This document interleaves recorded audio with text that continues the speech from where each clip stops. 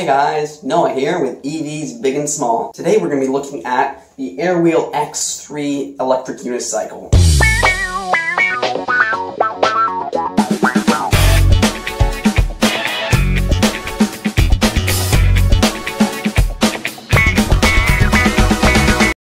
This electric unicycle is one of the cheapest electric unicycles on the market. The nice thing about having a cheap, simple electric unicycle, though, is that you can modify it really well. So let's just go over some basic components that are in this electric unicycle. There's the battery, which is 130 watt hours. There is the electronics, which are going to tell you tell the motor what to do and when it comes to a situation. And there's the motor, which I don't know the rating of the motor, but it's a pretty powerful motor. It works for me. And then there's the casing, and there's the charger. We've got the unicycle itself. I have modified it slightly, taken off the fenders on both sides because I wanted a more minimalistic look.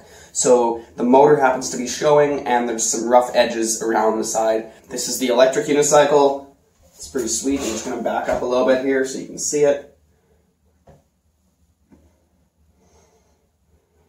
It's got a 14-inch tire. As you can see, pedals fold down on both sides.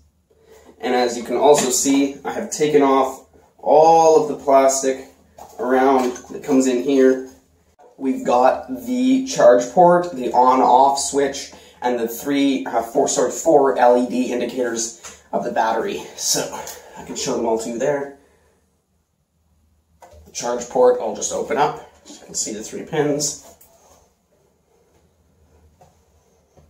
As you can see, this has been worn and torn. I've taken it out, I've had it for about 2 months now, and I've taken it out quite a bit on the roads, and it's fallen quite a few times. Another modification I'm going to be installing is some truck bed liner. I'm going to paint all the black surface with truck bed liner so that when it hits the ground, it's not going to rip the plastic up as easy. As well as the side panels, the red side panels, kept falling off, so I have taken them off to make it a little bit easier on myself. I will be replacing the red side panels with some black side panels, much thicker, more durable rubber. So right here I've got the Airwheel X3's electric unicycle battery charger. It's pretty simple. It's 3-pin, plugs into a regular wall outlet in Canada or the US. That's what it looks like. And then it's just this regular end. Like usual, it takes about an hour and a half to charge the 130 watt-hour battery pack, and then you get about an hour of riding. I'm 140 pounds around and 5'10", so it's pretty good for most adults, I think. In the package with the electric unicycle, they send you a pump extender for the valve on the wheel. They give 2 options. I believe it's a Schrader, and I'm not sure what this other one is. I think it's just a plug for it. I'm not sure. Oh, maybe it's a... Yeah, maybe it's like a thing that lets the air out. That makes sense.